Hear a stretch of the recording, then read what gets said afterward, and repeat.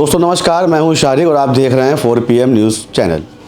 आपको बता दें कि लगातार 4PM पे जो खबर दिखाई जा रही है, जोन 1 के नगर निगम का जो जोन 1 है उसमें लगातार समस्याएं बनी हुई हैं, चाहे वो सीवर की हो, जलकल की हो और गंदे पानी को लेकर के जनता लगातार अपनी शिकायत कर रही है। और वहीं जो क्षेत्र की जनता है वो पार्षद का कार्यालय भी घेरे रहती है। इन्हीं सभी समस्याओं को लेकर के आज हम वहाँ पहुँचे हैं। जो जोन 1 के पार्षद हैं यदुनाथ सान्याल वार्ड से कामरान बेग जी, हम उनके पास मौजूद, उनसे जानेंगे कि आखिर इन समस्याओं को लेके आपने जनता की जो समस्या उसके समाधान के लिए आपने क्या अधिकारी से बात करी है या उनकी समस्याओं को खत्म करने के लिए आपका क्या प्रयास जारी है। पहले तो आपका बहुत बहुत स्वागत है हमारे चैनल पे। शुक्रिया आपका शारिक साहब, बहुत बहुत धन्यवाद। कामरान भाई, एक बात ये जानना चाहेंगे कि लगातार जो समस्याएं बनी हुई हैं जोन 1 में आपके वार्ड में काफ़ी लंबे समय से, इसको लेकर आपका क्या कहना है। सीवर की समस्या, देखिए सीवर की समस्या सबसे बड़ी परेशानी हमारी है। ये जो ख्यालीगंज का पंप हाउस है, ये स्मार्ट सिटी में वाले कर रहे हैं। पिछले 1 साल से वक्त देते हैं कि 1 महीने में या 15 दिन में या 1 महीने में या 15 दिन में ठीक कर देंगे, और वो ना ठीक होने की वजह से एक बड़ा एरिया हमारा, जिसकी वजह से सीवर नहीं चल रहा है। और ये एक वार्ड की समस्या नहीं, हमारी और बगल वाले जेसी बोस वार्ड की भी सेम समस्या है।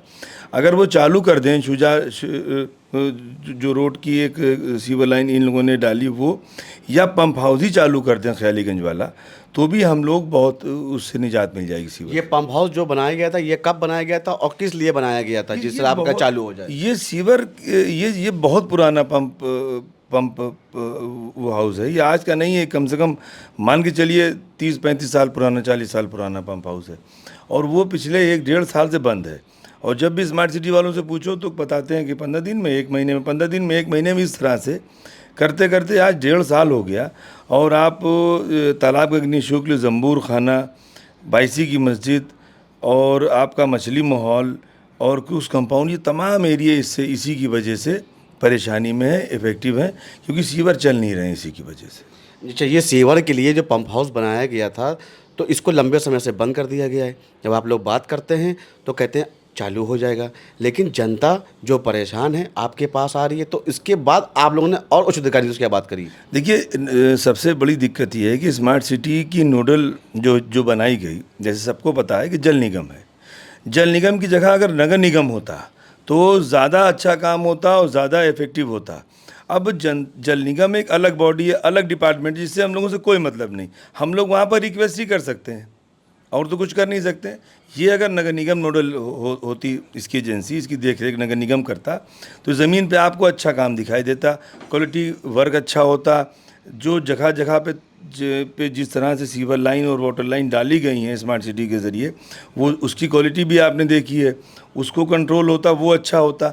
तो तमाम तरह की जो जनता की समस्याएं थीं, वो समस्याओं पे नगर निगम एक अच्छा काम करते बनिस्बत जल निगम से, क्योंकि जल निगम कोई जनता से संबंधित डिपार्टमेंट नहीं है, वो एक अलग डिपार्टमेंट है।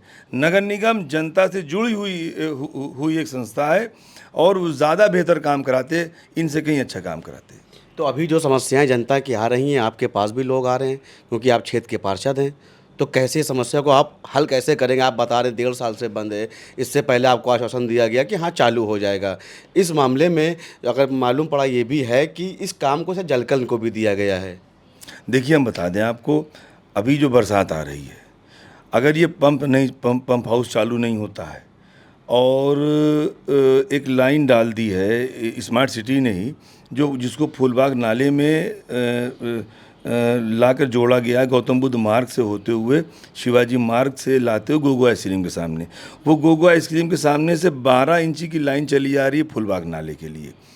और उस 1000 मीटर का जो डाया स्मार्ट सिटी ने डाला है, उसमें कसाईवाड़ा, गन्ने वाली गली का सारा सीवर और सारी नाली का पानी सब इसी में ही मिला दिया गया, नाले नाली सब।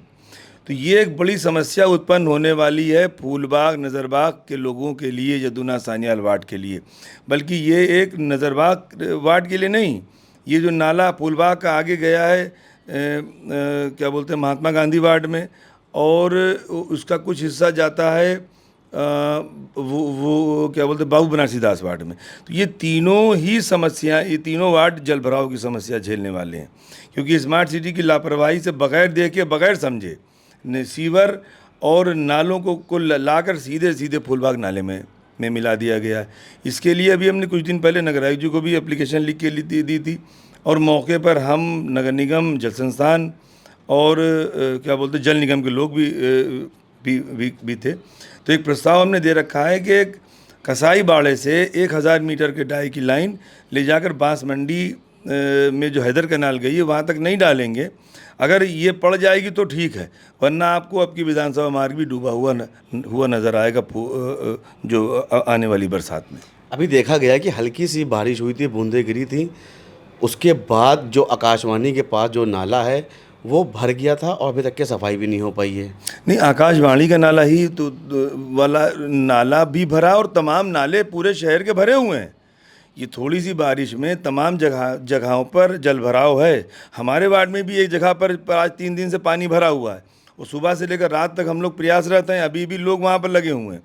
तो मामला यही है कि भैया ये स्मार्ट सिटी का जो काम था, स्मार्ट सिटी में इतना पैसा आया, इतना अच्छा काम होता कि ये जो जलभराव की समस्याएं थीं, ये जिन जिन वार्डों में स्मार्ट सिटी आए, जैसे मान लीजिए यदुनाथ सानियाल वार्ड में स्मार्ट सिटी को लिया गया, अब आधे वार्ड को लिया गया, शिवाजी मार्ग, मॉडल हाउस और आपका बैरूनी खंदक ये लिया गया।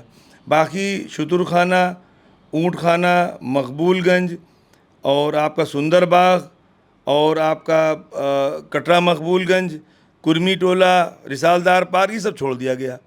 ये किस तरह से किया गया समझ में नहीं आया था। ये जो वार्ड लिया था तो पूरा यदुनाथ सानियाल वार्ड लेना चाहिए था, आधा नहीं लेना चाहिए था। तो अब ये समस्या है भैया, हम लोग झेल लें, क्या करेंगे। तो इसको झेलने सरकार के बड़े बड़े दावे थे कि स्मार्ट सिटी शहर बनाएंगे, लेकिन इन हालातों को देखते हुए तो हमें तो नहीं लग पा रहा है कि स्मार्ट शहर बन पाएगा। तो जनता ने तो दिखा दिया ना ये अभी उसमें लोकसभा में। भाई यही सब चीज़ें तो हैं, हार का कारण बनी। इतना भौकाल बनाया गया था कि smart city smart city smart city. Smart city का मतलब क्या होता है, ये कोई पूछे तो इनसे कि स्मार्ट सिटी का मतलब क्या होता है। कहाँ से स्मार्ट दिखा? आप तो शहर में रहते हो, आप टहलते हो, आपने देखा स्मार्ट सिटी में स्मार्टनेस में क्या आया। स्मार्ट जल भराव की समस्या वैसे ही, सीवर की समस्या वैसे ही, नाले की समस्या वैसे ही, पीने का पानी नहीं मिल रहा, जहाँ पानी आ रहा वहाँ गंदा आ रहा। कौन सा स्मार्ट और कौन सी स्मार्ट सिटी, आप ये बता दीजिए। अमृत योजना लाए थे, उसमें जगह जगह शहर में क्षेत्रों में काम किया गया। उसके बाद से और जो इन्होंने पाइपलाइन डाली, या सीवर की हो या पानी की हो, एक बड़ी योजना थी, उसमें भी लोगों को गंदा पानी ही मिल रहा है। भाई ये तो आप भी लखनऊ के निवासी हैं, पुराने लखनऊ में शायद आपका भी घर है। आपने नहीं देखा कि जो नलों में पानी आता है वो कैसा आ रहा है, कहाँ से जो साफ पानी आने लगा। अब ये बताइए, ये जो फूलबाग, ये जो लालबाग में टंकी बनी हुई है, ये बन रही है पिछले करीब 2-2.5 साल से, बन रही है। आप भी देखते हो आते जाते, हम भी देख रहे हैं। इसमें पानी कहाँ से लाएंगे, इसकी क्या व्यवस्था है, इसका क्या प्राविधान है, ये तो बताइए भाई। कोई चीज़ की समस्या का, ऐसे हमारे यहाँ फूलबाग में शंकरपुरी जगह पे आज से 4 साल पहले स्मार्ट सिटी के जब आया था, लॉन्च हुई थी ये परियोजना, तो उस वक्त नगर विकास मंत्री थे खन्ना साहब, जो वहाँ के हैं, नहीं शाहजहाँपुर के, वो आए थे तो कहे थे ओवरहेड टैंक बना के देंगे यहाँ पर। आज तक बना? आप बताइए, आज तक बना? वहाँ नहीं बना। तमाम ट्यूबवेल जो ख़राब पड़े हैं उनकी रिबोरिंग हुई, वो भी नहीं हुई। तो ये स्मार्ट सिटी कैसे बना दिया और कहाँ से बना दिया, आप ये बता दीजिए ज़रा। इसको खोज लीजिए और फिर हमको आके 1 हफ्ते के बाद बताइए कि स्मार्ट सिटी हो गई। कहाँ से स्मार्ट सिटी हो गई, ये बता दीजिए। मतलब लगता है ऐसा है कि स्मार्ट की जगह बर्बाद कर दिया शहर को। आप भी शहर में रह रहे हो, हम भी शहर में रह रहे हैं, और तमाम जनता शहर में रह रही है। आप बता दीजिए कहाँ पे क्या हुआ है। इतनी जिस स्पीड से, जिस तरह से काम हुआ, ये 10 साल पहले सरकार बनी थी भारतीय जनता पार्टी के सेंट्रल में, और स्मार्ट सिटी योजना उसके 2 साल के बाद लॉन्च हुई, और तमाम शहर लिए गए स्मार्ट सिटी के लिए। अभी आप जाके देखिए जो स्मार्ट सिटीज़ हैं, जो स्मार्ट सिटीज़ के लिए धन दिया गया, इतना पैसा दिया गया, ये कहाँ यूज़ हुआ, इससे क्या फ़ायदा हुआ जनता को, इससे उस शहर को क्या फ़ायदा हुआ जो स्मार्ट सिटी के अंतर्गत आए। आप ये देख के बताइए, खुद आपको मालूम हो जाएगा। ठीक। तो ये हमारे साथ जो नजरबाग यदुनाथ सान्याल वार्ड के पार्षद कामरान बेग जी हैं, इन्होंने साफ तौर पे बताया है कि जो स्मार्ट सिटी के नाम पे करोड़ों रुपए खर्च किए गए, लेकिन उसकी जो हालात हैं, जो उसकी व्यवस्था हैं, तस से बस हैं और व्यवस्थाएं बहुत ही बुरी हालात में है, क्योंकि जिस तरह से जनता परेशान है, साफ पानी पीने के लिए तरस रही है। जनता की समस्या सुनने के बाद जो 4 PM की टीम लगातार जीरो ग्राउंड पे रिपोर्ट कर रही थी, हम आप पहुंचे हैं जो क्षेत्र के पार्षद हैं सैयद याबा हुसैन रेशू, हम उनसे बात करेंगे कि आखिर जनता की समस्या के लिए इनका क्या कहना है। सर, मैं अभी आपके वार्ड में सर्वे कर रहा था, जीरो ग्राउंड पर रिपोर्टिंग करी है, उस पर ये हल निकल के आया कि सीवर की समस्या को लेकर के और सफाई को लेकर के जनता ने सवाल खड़े करें।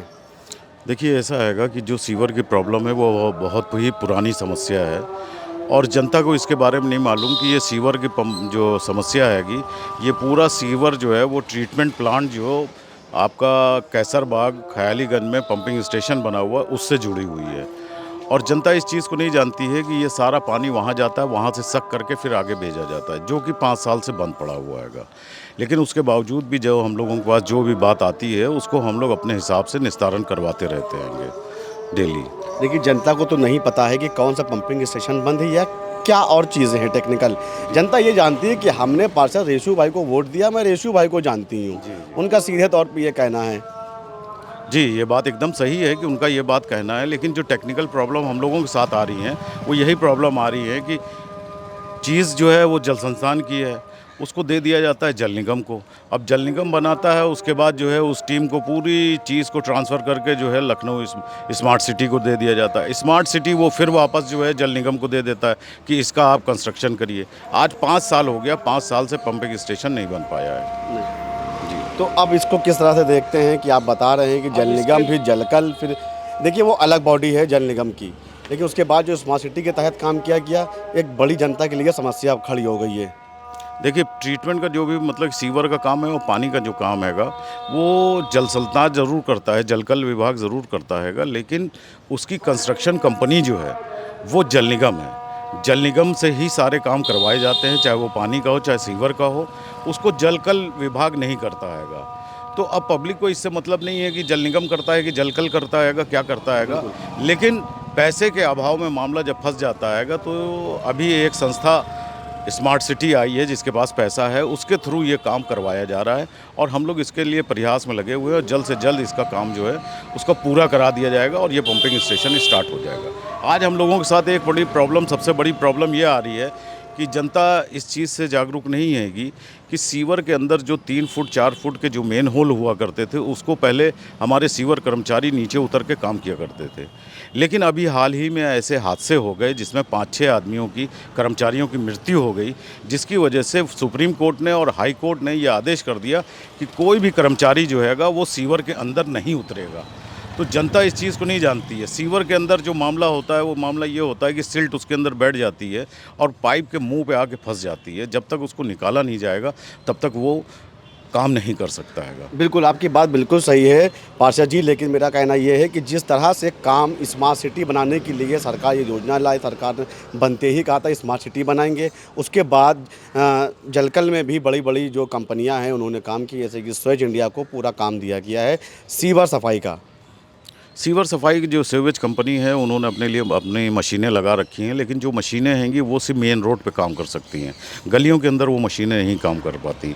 इस वजह से सबसे ज़्यादा प्रॉब्लम ये आ रही है कि और स्मार्ट सिटी जो एक संस्था बनाई गई केंद्रीय सरकार के द्वारा, उस संस्था के द्वारा ये नहीं देखा गया कि इसमें जो था नगर निगम और जलकल को भी साथ में लेना चाहिए था।